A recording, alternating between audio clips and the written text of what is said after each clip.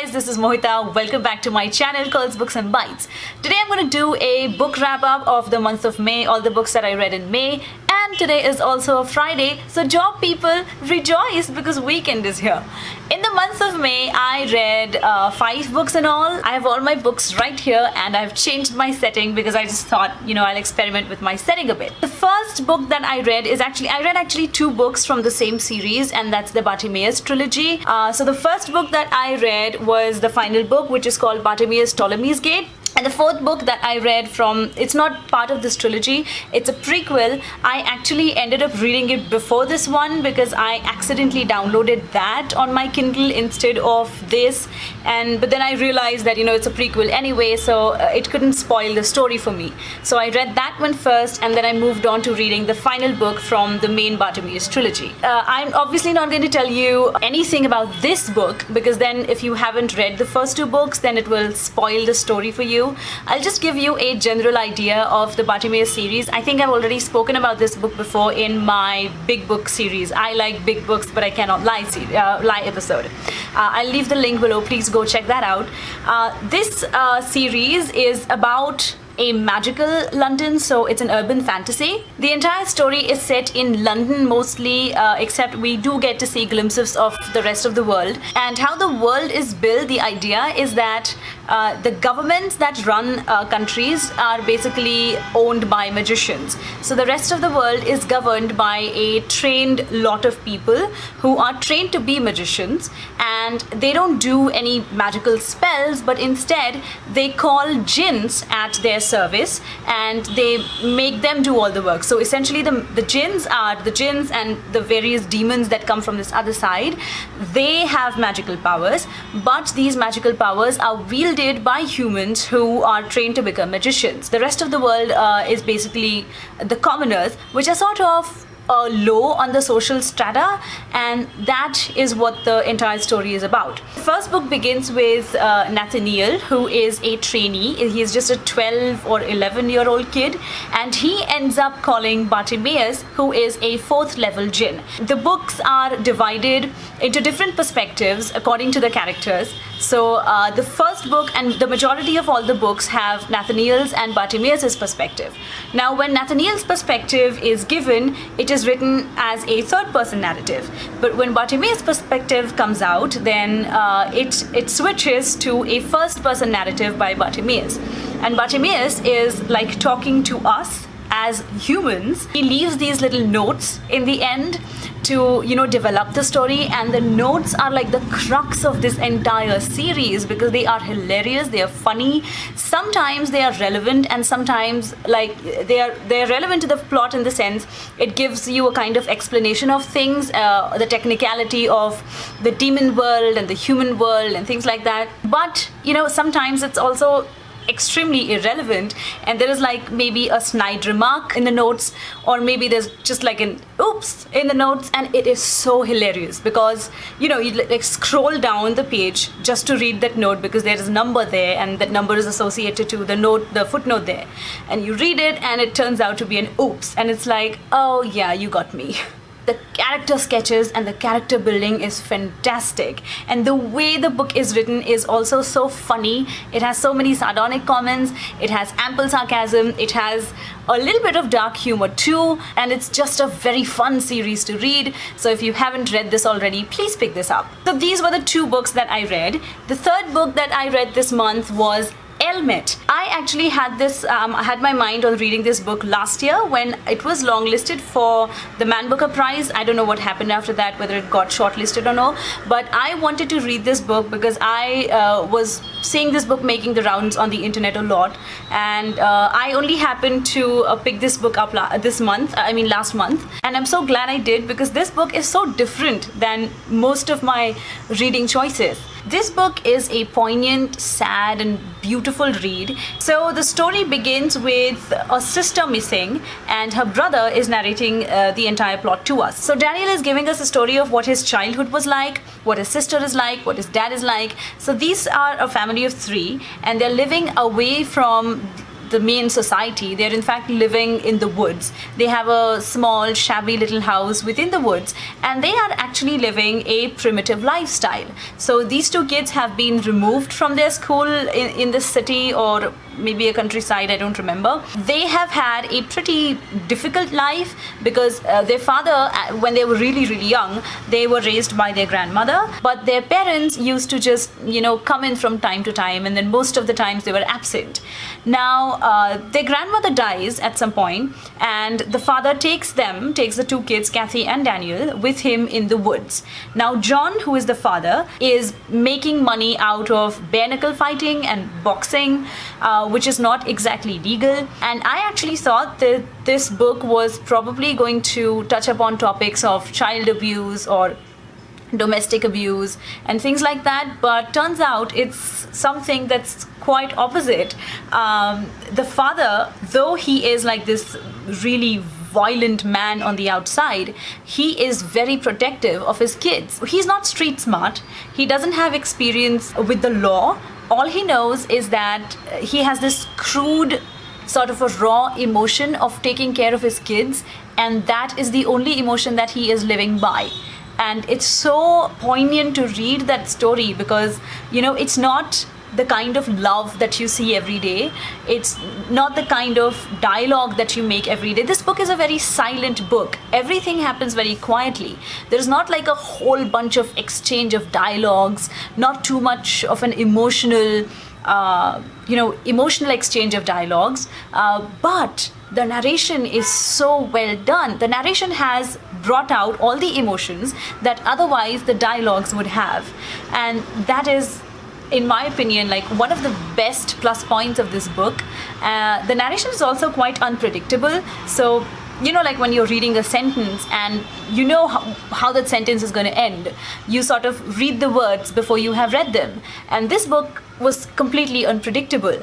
There is a lot of antithesis, a lot of repetition used in sentences, and that just brings out these very raw and crude emotions, because that is how someone with a raw understanding of emotions would have said it. And also, this book actually affected me personally a lot. So I have had my share of a little bit of anxiety issues in the recent past. So this book was actually very emotionally draining, but this was there in the beginning, in the first 100 pages or so, where the setting was still getting built up.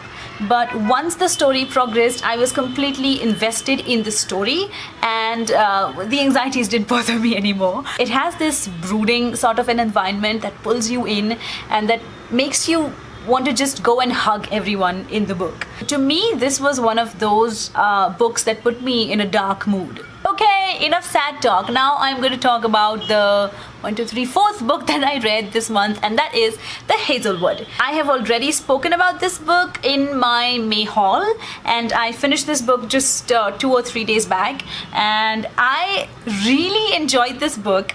I do have some complaints to make, but let me tell you what the general plot line is about. This book is a first-person narrative by Alice, who is a teenager. She is living with her mom on the streets. She's had a pretty messy and really hard life. The tone of this book is that of a very frustrated, sort of a constantly angry, angsty teenager. And there is an explanation to why that is. It's not just that, it's a teenage narrative, so it has to be angry. It's not that. It does have kind of an explanation towards the end of the book. This is a sort of a dark, gritty fairy tale story. What happens is Alice has been raised by her mother, Ella, on the streets. So she has had like a pretty hard life, and they don't have a place to call their home, and they are largely on the move for all their lives. They just crash to Ella's friend's house and stay there for as long as they can. And during these times, what Alice has noticed while growing up is that there is one thing that they always bring with them, and that is bad luck. Now, one fine day, Ella disappears, and it is up to Alice to find out what exactly has happened. And she has this one clue in which she receives a note that says, "Do not come to the Hazelwood." No, that says, "Stay away from the Hazelwood." Wow. So the Hazelwood is like an estate owned by Alice's grandmother, who is Ella's mother. Alice's grandmother, Althea, has been a very famous fairy tale author in the past. For some reason, the books have disappeared one copy at a time from the face of the earth. And Alice has been trying to find these fairy tales ever since she can remember, and her mom has always been against it. So she knows that this is somehow related to the Hazelwood and there is something fishy going on, and she has to find that out in order to find her mother. And this is the basic plot line. Now, the writing of the book is quite enjoyable. It's really well done. Although I think there's this one element that I missed, and that is humor. This book has zero humor. Like, no funny moment at all. At least I don't remember it. I think it would have had an edge, and it would have been a lot more enjoyable if there was some humor put in. I could see like so many opportunities of putting in dark humor in this plot. That would have given this book a completely different element. I think I would have enjoyed that a lot more. Another thing is the final mystery is fantastic. So there are like these fairy tales in between, and the narration changes drastically, and that is wonderfully done.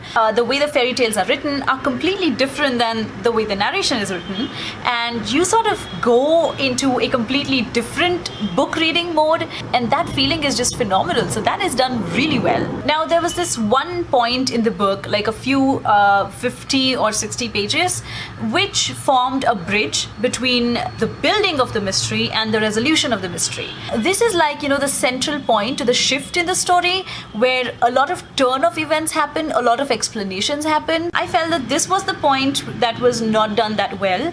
I think that the author could have explained it a little more, could have spent more time to sort of elaborate what was happening a little more, and in general could have given it a little more time for the story to expand. It just happened like so quickly that I didn't really understand what was going on, and it kind of didn't convince me. It felt a little convenient. So that is the one part that I did not enjoy. But other than that, this book was quite enjoyable. The fifth and the final book that I finished reading this month was Sunshine Town by Manish Arora. He sent this review copy to me. Thank you so much for sending the copy to me. This book is about a small town boy who is not too ambitious. All he has on his mind is making his parents happy and impressing this girl that he likes. However, at the beginning of the book, there is some big event that happens that gives him like a shift in perspective. So he decides to change his attitude towards studies. He takes up a more disciplined routine, a more systematic routine. He makes plans towards his exam. He studies accordingly, and he not only clears it but also gets good grades. This book is for those who are in the education phase of their lives, especially for those who are bombarded by tests and exams from time to time, school-going kids, college-going kids, people who are trying to crack difficult entrance exams. It's written with sincerity. The approach towards the subject is also very sincere, and this is what I felt for the most part of the book. At least for 3/4 of the book, I was quite invested in it. Although I felt that a lot of work could have been done on the dialogues and character development, character sketching. The narration was really nice. The narration is what pulled me in. It was simple and it was straightforward. So if you are like a beginner and if you want to pick up a book that's really simple to read, then this is one that you could try. This book attempts to teach the importance of perseverance and discipline, and I could actually learn a thing or two from this book. There was this one point in the book though that really pissed me off. While our main character Shlok is trying to like live a disciplined life and really work hard towards studies, and then he fails an entrance exam and he is gripped with fear for his future, and his dreams are shattered, and now his life is quite turbulent. During this time, there is this Guruji that walks in, and his parents, for some reason, who have been so supportive, so logical for the rest of the book, all of a sudden decide to tell him blindly follow what the Guruji says. Where did that come from? I did not like that take at all, because that was superstitious and that went against everything that I believe in. I thought that the book would be more like believe in yourself, but all of a sudden it went to believe in the Guruji, and that just put me off because I did not like that part one bit. But then that goes away, and then something else happens which is slightly better. This book has its low points, but it also has What I liked about this book most was firstly the topic that was chosen and the sincerity with which the book is written. Okay, so these were the 5 books that I read in the month of May. Do not forget to comment, subscribe and like my videos. Also, please follow me on Instagram for some bookish photos and bookish updates. I will leave my Instagram link below in the description box. Just in case, my Instagram handle is the same, Curls Books and Bites. I will end this video here today. I will see you in the next video next week. Have a happy weekend!